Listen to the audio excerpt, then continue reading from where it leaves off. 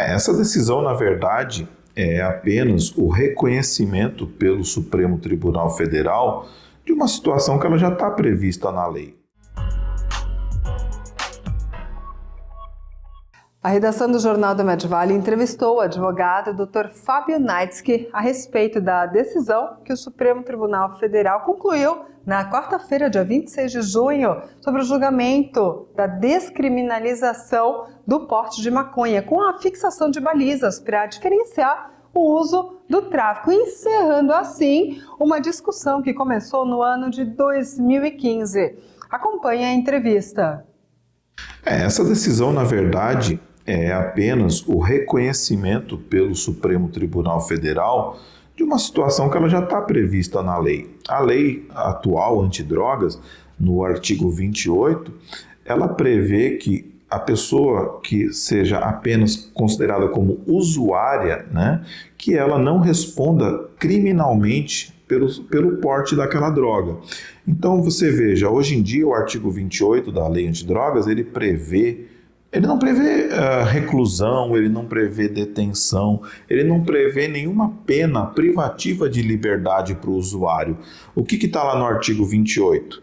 Diz que a pessoa que for pega com droga, ela será chamada em juízo para que ela seja advertida pelo juiz dos riscos que tem o consumo de droga. Ninguém é a favor do consumo de droga, então hoje a lei prevê isso, que você vai ser chamado pelo juiz e vai sofrer uma admoestação. O que é uma admoestação? Uma advertência. Então o juiz vai tentar te conscientizar, olha, o consumo de drogas ele não é positivo, ele vai prejudicar a tua saúde, então a gente recomenda que você não utilize esse tipo de substância. E o juiz pode ali aplicar algum tipo de medida de saúde. O que seria essa medida de saúde? Tratamento ambulatorial. O vício em drogas, em qualquer tipo de droga, ele é considerado como uma doença, ele é classificado como doença pela OMS, ele tem inclusive CID, a Classificação Internacional de Doenças, Então a pessoa que ela é considerada viciada, na verdade, ela está muito mais para um doente do que para um bandido, do que para um criminoso, Então, a política nacional antidrogas, ela está nesse sentido, de que a pessoa viciada em droga, ela seja submetida a tratamento médico, a um tratamento ambulatorial, psicológico, às vezes até psiquiátrico também. Doutor, na decisão do STF, caracteriza também a diferença entre usuário e traficante. Qual é? Bom, pelo que constou ali na decisão, a princípio seria pela quantidade de drogas que eles colocaram em torno de 40 gramas, de maconha no caso. Mas vamos considerar o seguinte, existem outras características que diferenciam o usuário do traficante. Essas 40 gramas, elas são uma mera referência, que elas servem até para que os juízes possam estar aí embasando as suas decisões, mas elas não são as únicas características que diferenciam um traficante de um usuário, A pessoa pode eventualmente estar traficando e pode estar com uma quantidade até inferior às 40 gramas e ainda assim pode sim caracterizar o tráfico. Se ela for flagrada, por exemplo, vendendo a droga, eu posso estar com 10 gramas de maconha. Se for flagrado vendendo aquilo para outra pessoa, caracterizou o tráfico. Vai ser autuado, vai ser preso em flagrante por tráfico e não como usuário.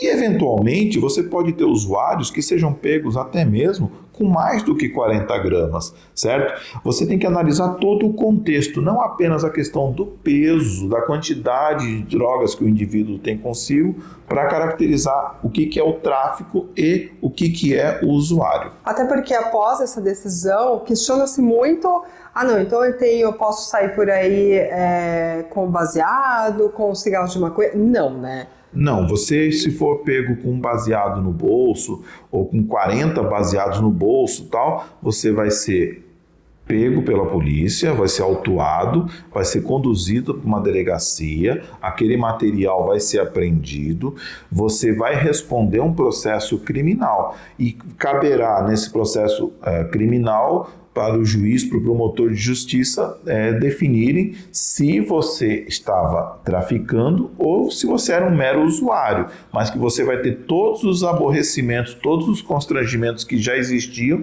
você vai continuar tendo. As abordagens policiais, elas continuam da mesma forma, não muda em nada, né? Não muda em nada, né? A polícia vai continuar agindo da mesma forma, conduzindo o cidadão para a delegacia e apreendendo a droga. Bom, judicialmente, doutor, o que muda? Porque se tem a diferença entre usuário e traficante, as condenações ou as pessoas que já foram presas, até com uma quantia abaixo de 40 gramas, mudam em algo?